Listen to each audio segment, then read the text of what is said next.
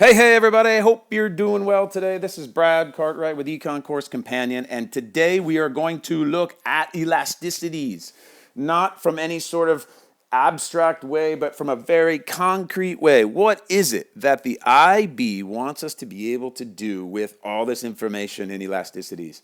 What do they want to do? How do I know? How do you know when you go through this chapter if you're doing the right things? How do you know if you're comfortable enough to go at it on that IB exam and not have to worry? This IB Core Concepts series was designed to help you with that. Let's take a look at elasticities. All right, first of all, you need to be able to explain the concept of elasticity. That makes sense. You need to be able to define elasticity of demand.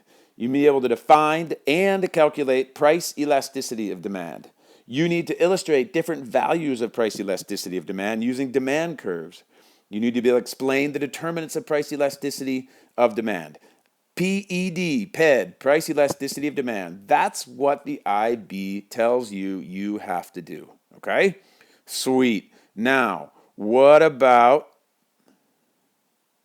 cross elasticity of demand? What do we have to do with that? Well, that starts right here. So check it out.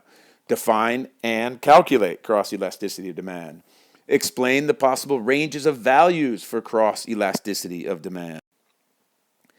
You need to also know and calculate income elasticity of demand and also explain the possible ranges of and values for income elasticity demand. Remember, cross elasticity demand is what happens when the price of one product, how does that cross over and impact the demand for your product? So if the price of Pepsi changes in your Coca-Cola, if they drop the price, what's going to happen to your Coca-Cola sales, right?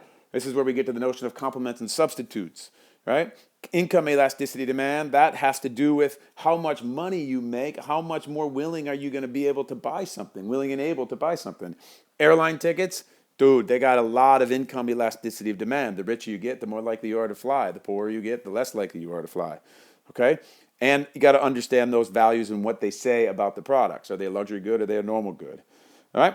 Define elasticity of supply, PES. Can you define and calculate price elasticity of supply? Can you? If you can, you're styling. Illustrate different values of price elasticity of supply. You need to be able to explain the determinants of price elasticity of supply and understand some of the implications of elasticity information for businesses and governments. Now, this is really important.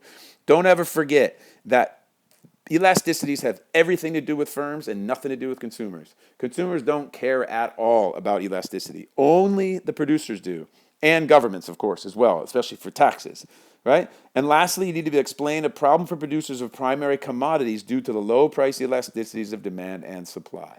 Okay, so that's the price elasticity of demand, that's PED. That's cross elasticity of demand, that's Z.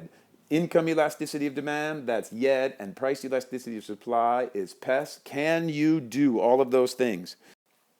If you can, you're ready. Feel confident, smile, good work. You got all that information organized in your head. If not, don't worry, you got this. Go back, study some more, check out some more videos, maybe check out your course companion textbook that you have. But no matter what, just understand that you got this. All right, my friends, be kind to yourselves out there. I hope this video was helpful, and we'll talk to you in a bit.